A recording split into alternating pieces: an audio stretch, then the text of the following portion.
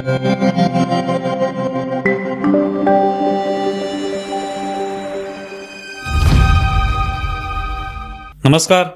News डंकामध्ये मी महेश विचारे आपल्या सगळ्यांचं मनपूर्वक स्वागत करतो.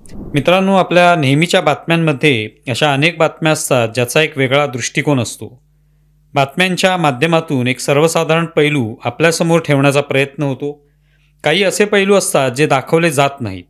असे पैलू आपल्यासमोर मांडण्याचा प्रयत्न आम्ही या नव्या उपक्रमाच्या अंतर्गत करणार आहोत. आपण यावर व्यक्त व्हा आणि उपक्रमाविषयी आपलं मत मांडा. चित्रपट अभिनेता सोनू सूद हा नेहमीच अडल्या नडल्यांना मदत करण्यासाठी पुढे येत असल्याचं आपल्याला पाहायला मिळतं. सध्या महाराष्ट्रातील अनेक जिल्हे पुराने वेढलेले आहेत. सोलापूरमध्ये सीना नदीला आलेल्या पुरानं अनेकांचं जीवन उद्ध्वस्त झालंय. हे सगळं पाहून सोनू सूदने त्यासाठी आपल्यातर्फे मदत पाठवली. त्याचे व्हिडिओ समोर आलेले आहेत. सोनूने त्यासाठी खास व्हिडिओ करत आपण या पूरग्रस्तांसाठी मदतीचा हात पुढे करत असल्याचं सांगितलं. तसंच त्यासाठी ज्यांना इच्छा आहे त्यांनी सोबत यावं असंही आवाहन त्याने केले. हा त्याचा व्हिडिओ पहा. नमस्कार. सोलापुर में सीना नदी के कारण जो बाढ़ आई है और जो उससे नुकसान हुआ है, हमारी टीम उसकी की पूरी इन्फॉर्मेशन ले रही है. ज़रूरतमंद परिवारों तक मेडिकल किट्स, खाने की किट्स हम लोग पहुंचाने का काम कर रहे हैं. हमारी सूद चैरिटी फाउंडेशन की पूरी टीम, वहाँ पर विपुल और बहुत सारे लोग जो हमारे साथ जुड़ रहे हैं इस मुहिम में, मैं तहे दिल से उनका धन्यवाद करता हूँ. और मैं गुजारिश करता हूँ कि आप हर घर, हर परिवार जो इस बाढ़ से प्रभावित हुआ है उसकी आप डिटेल्स लीजिए ताकि हम मिलकर उन्हें वापस खड़ा कर पाएं. धन्यवाद. हम जल्द मिलते हैं सोलापुर. तुम्हाला आठवत असेल की 2020 मध्ये जेव्हा महाराष्ट्रात महाविकास आघाडीचं सरकार होतं तेव्हा कोरोनाची साथ होती आणि सगळंच ठप्प झालं होतं. लॉकडाऊनमुळे अनेक बाहेरच्या राज्यातील लोक मुंबईत आणि महाराष्ट्रात अडकले. त्यांना त्यांच्या राज्यात सोडण्याचं काम सोनू सूदने केलं होतं. त्यावरून तत्कालीन शिवसेनेच्या मुखपत्रात अर्थात सामनामध्ये महात्मा सोनू सूद अशा पद्धतीने एक लेख लिहून आला आणि त्याच्या या मदत कार्यावर आगपाखड करण्यात आली. संजय राऊत यांनी त्यात म्हटलं होतं की लॉकडाऊन काळात सोनू सूद नावाचा एक नवा महात्मा अचानक निर्माण झालाय. इतक्या झपाट्यानं आणि शितापीनं कोणाला महात्मा बनवलं जाऊ शकतं. सूद याने म्हणे लाखो मजुरांना त्यांच्या घरी परराज्यात पोचवलं. म्हणजे केंद्र आणि राज्य सरकारांनी काहीच केलेलं नाही. या कार्याबद्दल महाराष्ट्राच्या राज्यपालांनी महात्मा सूद याला शाबासकी दिलेली. सोनू सूदकडे अशी कोणती यंत्रणा आहे ज्यामुळे तो हजार मजुरांना घरी पोचवू शकतो, असा प्रश्न संजय राऊत यांनी उपस्थित केला होता. आज पुन्हा एकदा सोनू सूद महाराष्ट्रातील पूरग्रस्तांना मदत करण्यासाठी सरसावलाय. यावेळी मात्र मुख्यमंत्री उद्धव ठाकरे नाहीत. त्यावेळी सोनू सूदने केलेल्या मदतीमुळे उद्धव ठाकरे यांच्या पक्षाला मिरच्या झोमण्याचं काहीच कारण नव्हतं. पण त्यावर तरी टीका झाली. त्याला राज्यपालांनी शाबासकी दिली होती. टीका झाल्यावर तो मातोश्रीवर गेला आणि त्याने मुख्यमंत्री उद्धव ठाकरे यांची भेट सुद्धा घेतली आणि त्यानंतर ती टीका थांबली.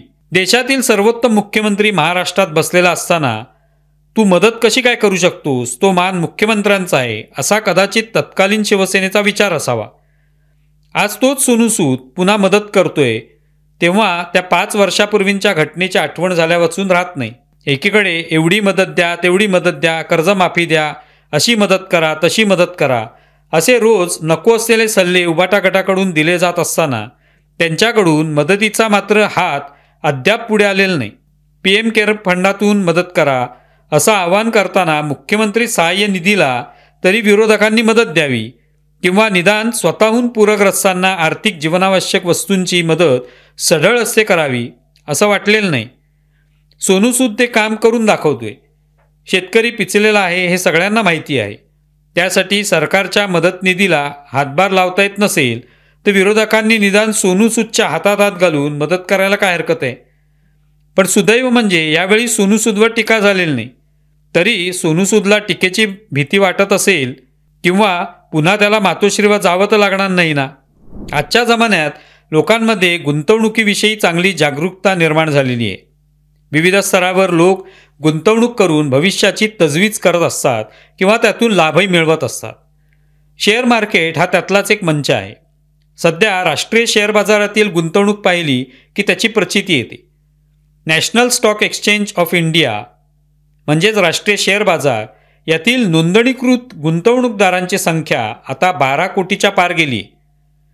गुंतवणूकदार आधारामध्ये झालेली ही वाढ वेगाने झालेली आहे. NSE सुरू झाल्यानंतर 14 वर्षांनी म्हणजे 2006 पर्यंत नोंदणीकृत गुंतवणूकदार संख्या 1 कोटीवर पोचली होती. राष्ट्रीय शेअर बाजाराची स्थापना ही 1992ची. त्यानंतर 14 वर्ष लागली 1 कोटी गुंतवणूकदार होण्यासाठी. त्यानंतरचे पुढचे आणखी 1 कोटी गुंतवणूकदार होण्यासाठी 7 वर्षांचा कालावधी लागला. याचा अर्थ 2013ला या गुंतवणूकदारांची संख्या 2 कोटी झाली होती. त्यानंतरच्या 1 कोटी जोडणीसाठी सुमारे 3.5 वर्ष वाट पाहावी लागली आणि त्यापुढील 1 कोटीसाठी फक्त 1 वर्षाचा किंवा 1 वर्षापेक्षाही कमी काळ लागलेला आहे. म्हणजेच नोंदणीकृत गुंतवणूकदार संख्या मार्च 2021 मध्ये 4 कोटींचा टप्पा ओलांडण्यासाठी 25 वर्षांहून अधिक काळ लागलेला आहे. मात्र त्यानंतरचे पुढील 1 कोटी गुंतवणूकदार अवघ्या 6 ते 7 महिन्यात जोडले गेलेत. गुंतवणूकदार वाढीची कारणं नेमकी कोणती आहेत? डिजिटायझेशन, फिनटेकचा वाढता विस्तार, वाढणारा मध्यम वर्ग आणि पंतप्रधान नरेंद्र मोदी यांच्या नेतृत्वाखालील सहाय्यक धोरणात्मक उपाययोजना यामुळे भारतातील गुंतवणूकदारांचा सहभाग वेगाने वाढतोय.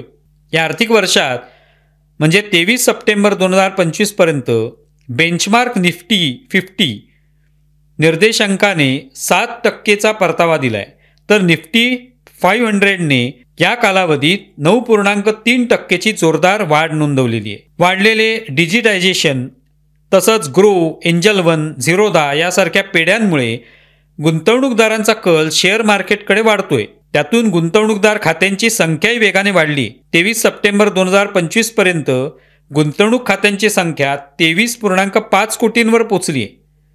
युवा आणि महिला गुंतवणूकदारांचा सहभाग हा प्रचंड वाढलेला आहे. याचा अर्थ केवळ ठराविक लोकच शेअर मार्केटमध्ये गुंतवणूक करत नाहीत, तर महिलाही हिरिरीने गुंतवणुकीत आघाडीवर आहेत. आजच्या तारखेला 4 पैकी 1 गुंतवणूकदार महिला आहे. अलीकडील वर्षांमध्ये देशातील तरुणांमध्ये आर्थिक बाजारपेठ आणि शेअर मालकीबद्दल वाढलेली आवड दिसून येते. हे भांडवली बाजार प्रणालीवर या गुंतवणूकदारांनी ठेवलेल्या विश्वासाचं द्योतक आहे. आज भारतातील 12 कोटी नोंदणीकृत गुंतवणूकदारांचं सरासरी वय सुमारे 33 वर्ष आहे, जे 5 वर्षापूर्वी 38 वर्ष होतं. यापैकी जवळपास 40% गुंतवणूकदार 30 वर्षांपेक्षा कमी वयाचे आहेत. देशभरातही सहभाग वाढलाय. आज गुंतवणूकदार आधार भारताच्या 99.85% पिनकोड्स वापरतो.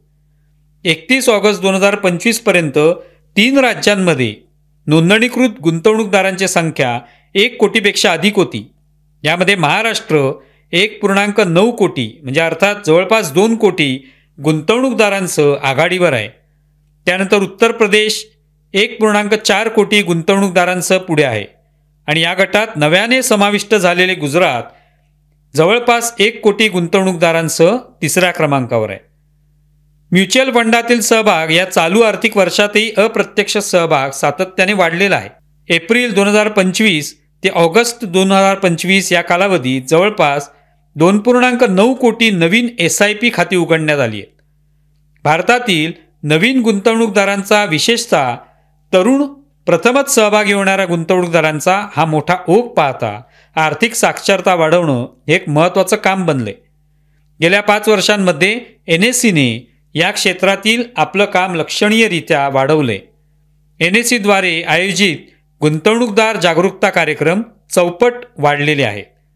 2019-20 मध्ये 3504 इतके हे गुंतवणूक कार्यक्रम होते आणि 2024-25 मध्ये त्यांची संख्या 14,679 झाली. हे कार्यक्रम सर्व राज्य केंद्रशासित प्रदेशांमधील 8 लाखांहून अधिक सहभागींपर्यंत पोहोचलेले आहेत. याशिवाय NSEचा गुंतवणूकदार संरक्षण निधी 31 ऑगस्ट 2025 पर्यंत सुमारे 21% वाढून 2,644 कोटी रुपये झाला आहे. आता थोडंसं क्रिकेटकडे वळूया. आशिया कप क्रिकेट स्पर्धेच्या अंतिम फेरीत पाकिस्तानला नमवून भारतानं विजेतेपद पटकावल्यानंतर देशभरात आनंदोत्सव साजरा करण्यात आला. पण काही लोकांना मात्र ही लढतच व्हायला नको होती.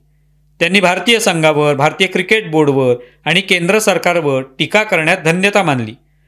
मात्र कदाचित त्यांना आणखी एक असाच भारत पाकिस्तान सामना होणार आहे याची कल्पना नसेल. हा सामना महिलांचा आहे. ICC women's one day world cup स्पर्धेत दोन्ही संघ भिडणार आहेत. हा सामना श्रीलंकेत होतोय. कर्णधार हरमनप्रीत कौरच्या नेतृत्वात भारतीय संघ पाकिस्तानला धोबीपछाड देण्यासाठी सज्ज असेल. भारताने या स्पर्धेतील पहिल्या सामन्यात श्रीलंकेला मात दिली होती. आता दुसऱ्या सामन्यात पाकिस्तानला पराभूत करत विजयी घोडदौड कायम ठेवण्याचा भारताचा मानस असणार. कोलंबो इथे होणाऱ्या या सामन्यात भारतीय महिला संघ पाकिस्तानची भिडणार आहे. हा सामना 5 ऑक्टोबरला होणार आहे. आतापर्यंत भारतीय महिला क्रिकेट संघानं पाकिस्तानला धोपटलेला आहे.